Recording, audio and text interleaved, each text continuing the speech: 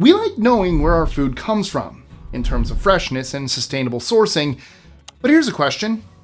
Where did it all actually start for your favorite dishes? The truth may give you indigestion.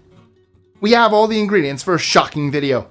I'm Mike with List25, and these are 25 foods that'll shock you with their origins. But before we begin, don't forget to like, share, comment, and subscribe, and hit that notification bell. I mean, seriously, I know we say it all the time, but it truly helps. Now, let's get on with the list. 25. Cassava/Yuca. Cassava, or yuca, is a versatile root vegetable used for cooking, medicine, and, well, other uses. Many assume it's from Africa or Asia. Well, you know what? It actually started growing in Brazil. We know it was planted there centuries ago by people such as the Tupi. They have a legend about cassava, which they believe came from the granddaughter of a tribal chief. Sadly, the little girl named Mandi died, but the tears of her mother nourished the soil of her burial mound, and a plant grew there. This is where another name for the cassava originated, mandioca, or Mandy's house. Despite the heartwarming story, you need to prepare the bitter cassava variety carefully when eating it because it contains toxins such as cyanide. These poisons are removed when the cassava is processed.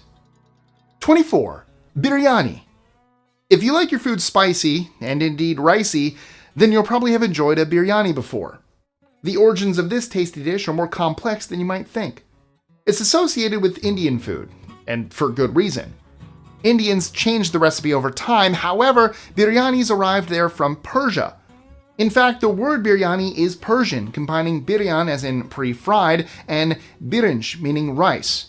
When the Mughals from Central Asia conquered the Indian subcontinent by way of Persia, they introduced the original biryani to the country.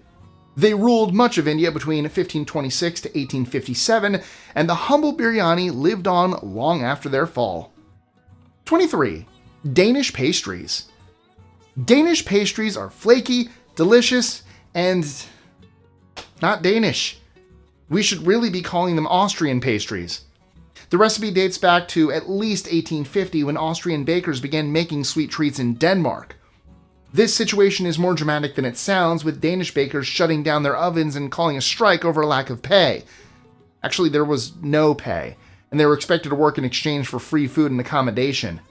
Austrians were brought in to fill the gap, and that's where their skills with pastry became part of Danish culture. The pastries are still called wienerbrød, or Viennese bread over there. 22. Chilli Con Carne. It's easy for some of us to think of chili con carne as Mexican food, and it was definitely inspired by people who arrived in the States from Mexico. However, the classic chili con carne, or chili with meat, is an American creation. It wouldn't have existed without diverse cultures like the Spanish-speaking Tejanos, who made a home in the US, but the meal was cooked and eaten a lot in Texas. It's probably best described as Tex-Mex, as in part Texan and part Mexican, though confusingly the name is Spanish. 21. Cheesecake. Cheesecake is from ancient Greece? Long before the days of chiller cabinets, in 2000 BCE, Greeks baked their own version of the cheesecake. It contained honey for sweetness alongside the usual cheese and flour. Cheesecake was a serious business, with a whole book written on the subject by a doctor named Egimus. The recipe changed to more of a dessert through the Romans, who invaded Greece and took it over in 146 BCE. There wasn't a biscuit base in sight. That came much later, around the 20th century. 20. Canadian bacon. Canada is known for ice hockey, maple syrup, the director David Cronenberg, and of course, Canadian bacon. The trouble is, this little piggy's telling lies. It's many things, but it isn't strictly Canadian. It's called that because America imported a bunch of it due to a 19th century pork shortage and gave it that name. We should technically be calling it British back bacon, as that's where the US first got it from, the UK. 19. Butterscotch candy. I kind of assumed butterscotch was a US thing, but no. The actual name butterscotch is a mystery. And what makes the story more puzzling is the fact that it's linked to two parts of Great Britain, the country of Scotland and the county of Yorkshire, also known as God's own country. Sadly, the Almighty left the situation unresolved. What we do know is that butterscotch candy was made in the Yorkshire city of Doncaster, far away from Edinburgh or Glasgow, in 1817. The delicious confectionery was given the name Buttery Brittle Toffee by Mr. Samuel Parkinson before a catchier version replaced it. 18. Fajitas. You might be surprised by the origin of fajitas. They are from Mexico, however the story isn't a straightforward one. Fajitas come under the banner of Tex-Mex meals, but without Mexican cowboys or vaqueros, we wouldn't have the fajitas we eat today. Plus, that culture applies a double meaning to the word fajita. There's the wrap, and then there's the cut of meat itself, which is also called a fajita. It actually comes from a Spanish word faja, or girdle. Why a girdle? Because so-called skirt steak was a key ingredient in a vaquero's fajita. The 1930s saw everything come together in Texas, as the tough cut of meat was cooked over an open flame before being wrapped in a tortilla with veggies and spices. 17. Fish and chips. It's a brave person who tells the British they didn't invent the fish and chips. The truth is, while fish and chips are a British institution, the ingredients and the cooking methods come from all over the world. Fried battered fish in Britain is believed to go back to the 16th or 17th centuries, and a sacred dish called pescado frito. Jewish immigrants, specifically Sephardic Jews who are based in Spain and Portugal, brought it over with them. The story is different for other parts of the UK. Scotland began enjoying fish and chips in part due to the Italians who went there. As for the traditional chips, or fries, we had to wait another 100 years or so for those. The chip landed in the UK from Europe, probably France or Belgium. Where did they get the idea to fry their potatoes? Apparently they started doing this when they ran out of fish, so there's a nice connection between the two parts of the meal. 16. French fries. French fries play a big role in American fast food. Do they come from the US? No. So, I guess they come from France. Wrong again. We've traced the dish that became French fries to 17th century Belgium. Americans are responsible for one thing, and that's the name. During World War I, they ate Belgian fries in France, and it seemed like they got the country of origin wrong. Plus, the likes of McDonald's French fries are usually drenched in ketchup, which isn't the thing to do in Belgium. They like mayonnaise with their fries, which is different, but pretty delicious. Trust me, that's how I eat them. The European way. Do mayonnaise with fries. Oh, God, trust me on that. That's how I do it. 15. Haggis. Whisper it in case there are any Scottish people near you, but haggis could in fact be from England.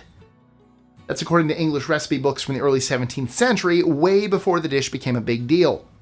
Now, before the Scots in the audience get too fired up, I should say the name haggis is definitely from Scotland. We don't know the exact story behind the name, but it's connected to the word hag, as in a chopping motion. We also wouldn't know about haggis at all if the Scots hadn't made it into a food icon, so it's definitely your thing. Their thing. I'm part Scottish. Our thing. I'm just claiming I did it. I'm gonna claim haggis. 14. Hot chocolate. Hot chocolate has been enjoyed for centuries. The sweetened chocolate we drink today was first made in the 17th century, but the original recipe goes all the way back to the time of the ancient Aztecs. The Aztecs, together with the Mayans and the Olmecs, lived in a huge area called Mesoamerica. Their chocolate was called chocolatl, and it was a savory, spicy drink made with cacao beans from the Theobroma cacao tree. Chocolatl wasn't just a beverage to these civilizations. They gave it deep religious significance. It wasn't unusual to see hot chocolate used in their rituals. 13. Kiwi fruit. If there's one word that makes you think of New Zealand, it's kiwi. Now, the word is actually used to describe more than one thing, the most famous example probably being the kiwi fruit. The name is linked to the kiwi bird, and some think the fruit and the bird look pretty similar, but I'm here to turn that story upside down. There are kiwi fruits in New Zealand, however, they were originally called Chinese gooseberries. Why? Well, because they came from China, of course. New Zealand only found out about them in the early 20th century when they were brought over there and the name changed. The kiwi farmers also made the fruit more marketable, increasing the size and ramping up the sweetness. The first time I ever had one, bit right in. Fuzz and all. That was a terrible experience. 12. Chop suey. The exact origin of our next dish is disputed, but the facts are these. Chop suey isn't a Chinese thing. It's actually a blend of East and West. Some believe it came from leftovers when a restaurant had to serve latecomers in San Francisco. If the popular stir-fried meal didn't start there, it may have begun with an Americanized version of the Cantonese dish, chop suey. This is typically thrown together from whatever ingredients you have available. Interestingly, chop suey and chop suey mean the same thing, which is odds and ends. Either way, the classic meal appears to have been created stateside in the 19th century. 11. Pasta. Pasta is definitely an Italian thing, though that doesn't mean the situation is clear-cut. You see, there's a connection between the birth of pasta and the invention of noodles. Because noodles are also made using flour and water, it's led to some controversial statements over the years. In 2005, archaeologists poked a historical hornet's nest when they found evidence of ancient noodles from 4,000 years ago. Now, you may be aware of the old story about the explorer Marco Polo, who, in the 13th century, was said to have traveled to Italy from China and kind of kick-started pasta. This story is far from confirmed, but when archaeologists discovered noodles that seemed to predate pasta, it led people to say pasta probably came from China, not Italy. That's a shocking development and one which has started more than a few arguments. These will probably rage for another few centuries. 10. Scotch egg. If you don't know what a Scotch egg is, well, first of all, it's delicious, but it's also a boiled egg in a cocoon of meat and breadcrumbs. They love them over there in England, and maybe you've eaten some elsewhere too. They also love Indian food in England, so it's interesting to learn that the Scotch egg isn't as Scotch as it looks. In the bad old days, when Great Britain ruled over India, they came across a traditional dish with a flour-related name, Nargisi kofta. This had been introduced to India by the Mughal Empire and featured the same basic ingredients of an egg covered in meat. The breadcrumbs were a late addition, when the Brits took Nargisi kofta back home. When they made them in Yorkshire in the 19th century, they actually put fish paste on the outside instead of sausage. I'd try it. 9. Vindaloo. When you order a Vindaloo curry, you expect one spicy ride. Shockingly, this classic Indian meal wasn't an Indian thing originally. There is a lot of Indian culture and know-how in there. However, it was the Portuguese who brought Vindaloo to the country in the first place. They had a dish called carne de vina de arroz, or meat in a garlic wine marinade.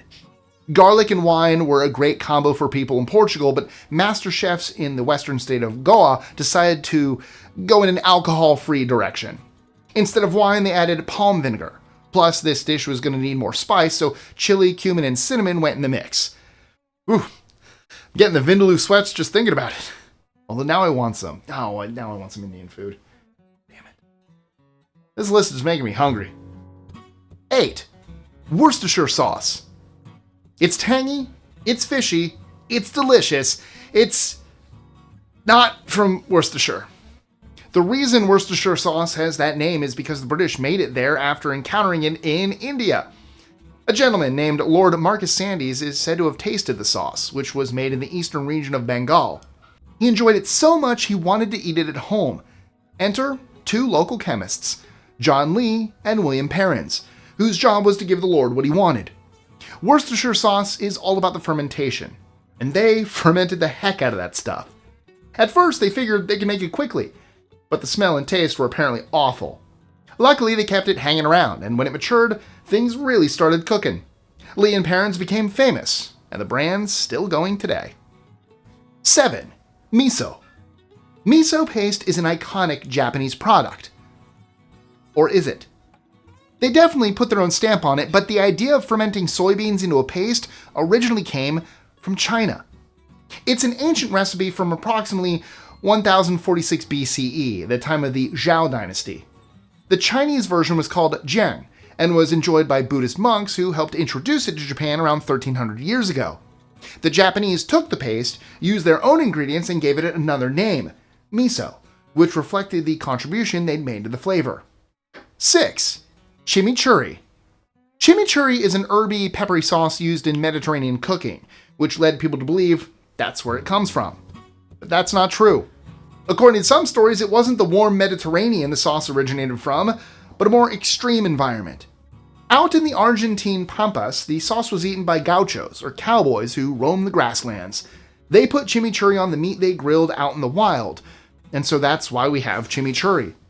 Whether this is correct or if the recipe came from European colonists isn't clear. It is a cool origin story, though. 5. Donuts. Donuts weren't always called donuts. They called them donuts here in America, but before that, Dutch immigrants enjoyed them and they were called oily cakes. There wasn't any jelly in the middle either, or even a hole. Oily cakes tasted soggy and spicy, with ingredients that included fruits and nuts. Did this inspire the name donut? It's definitely a possibility, but no one knows for sure. A donut was first mentioned by Sleepy Hollow author Washington Irving, who put it in his History of New York in the early 19th century. Oh, and the original Dutch donut was both oily and kind of porky due to the fact that they fried it in hog fat. Oh, that still sounds great.